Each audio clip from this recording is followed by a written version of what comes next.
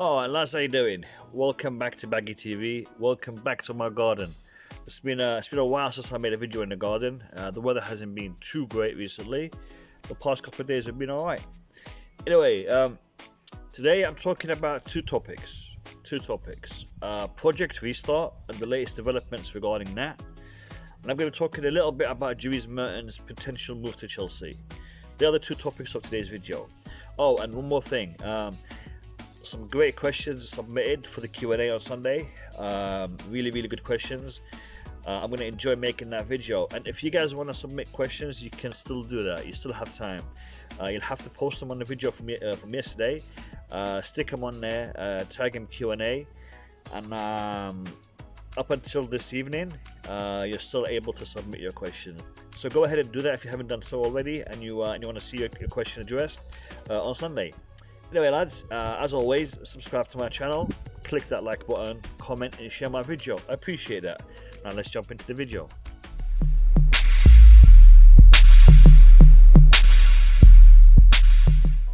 Now in regards to Project Restart, as you all know, there's been a lot of meetings happening, and there's been a lot of evaluating going on, looking at different leagues elsewhere and what action they've taken, like the French, the Dutch, the Belgian. They've all cancelled. Germany is looking like it's going to start their league soon.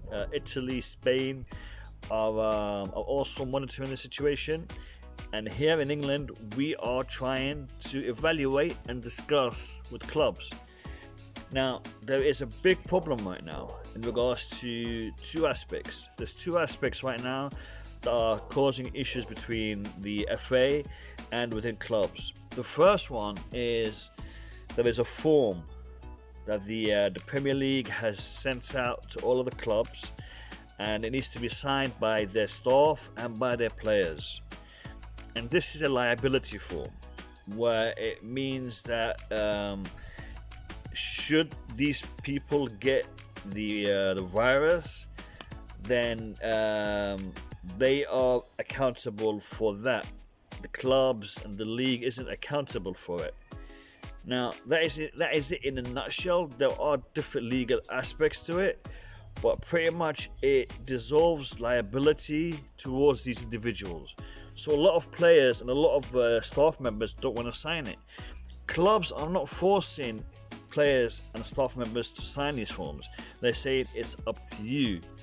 The FA wants these forms signed before they can start the league, because they don't want to be accountable should a player or a staff member get the virus and then decides to sue the league for that. They don't want to be liable for that. So that is a hurdle right now, and I'm not sure how they're going to fix it, because a lot of players are blatantly refusing to sign this. They're saying, no, we're not going to sign it.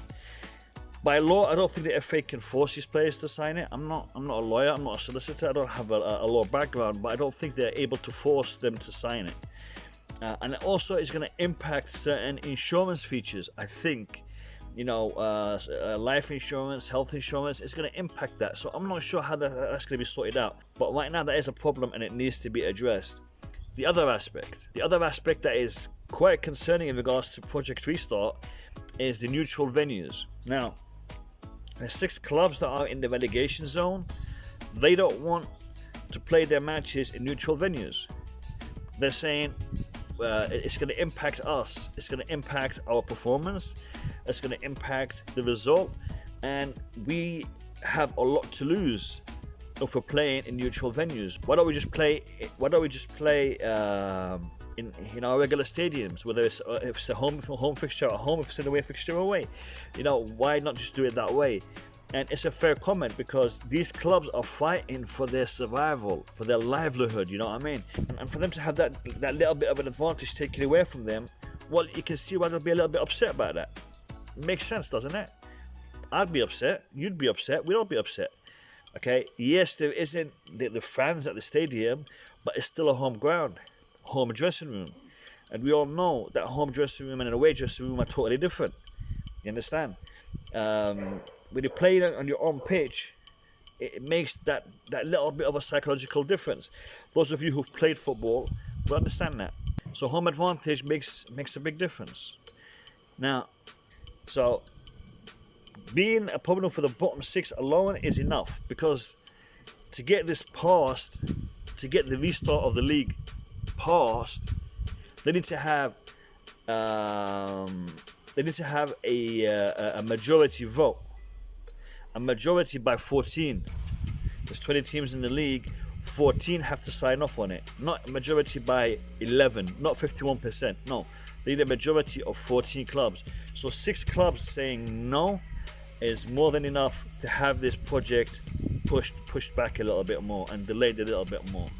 Okay, and I'll be honest with you, I think more clubs will be against the neutral venues idea, because to be honest with you, the neutral venues idea doesn't really make that much sense in regards to prevention.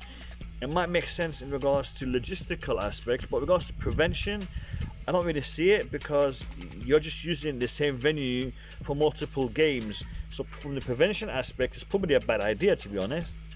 But anyway, that's just my perspective on this. Before I get into my second story, I want to put a plug in here. I want to say thank you to everyone who has subscribed over the past 24 hours, especially because you've helped me push past that 700 subscriber mark, and it was killing me.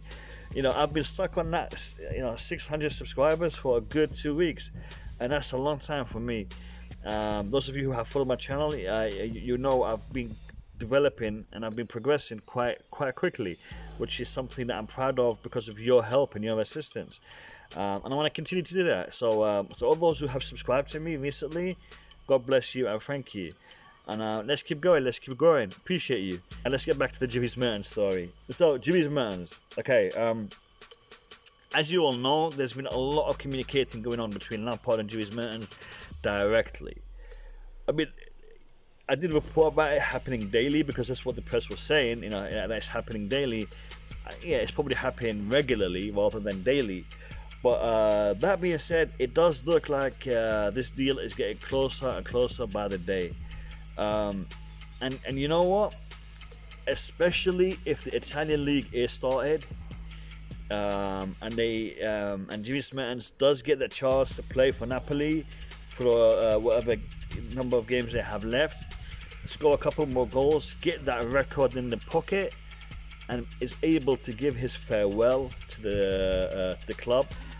It won't be to the fans because there won't be anybody in the stadium. It'll probably be played behind closed doors, but he'll be able to say goodbye to the club on the football pitch, and that is what any player who has served a club for that many years and has achieved what he has achieved for Napoli, he'd want to say that. He'd want to say goodbye on the pitch. Arrivederci on the pitch. Arrivederci is is Italian, so he probably want to say au revoir because he's French.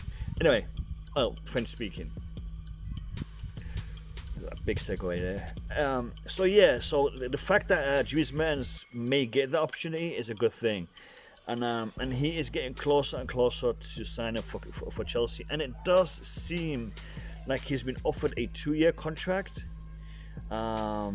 It's not 100% because I'm reading rumors here and speculation, but it does seem to lean towards a 2-year contract because of his age. Chelsea are prepared to bend the rules a little bit and offer him a 2-year contract because of his age and his potential. And it would give him an opportunity to have that 1 or 2 more years in MLS or China or wherever he wants to go. So the deal for Dries Mertens is likely, and it's probably going to happen. And I've talked about Dries Mertens in the past, and where he'd slot into the team and where he'd fit into the team, and he would be a great addition to the team, no doubt. Even though his age, his pace, his finishing ability, and his positioning, and what he can pass on to the young lads at Chelsea. He's ideal, and he's a free transfer, so you can't go wrong with that.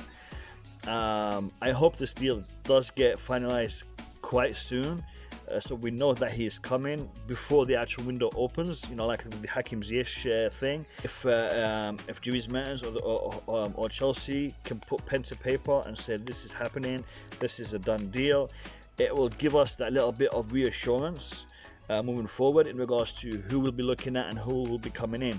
I mean, we spent a long time. I spent a long time following the Coutinho story and how that is going to play out.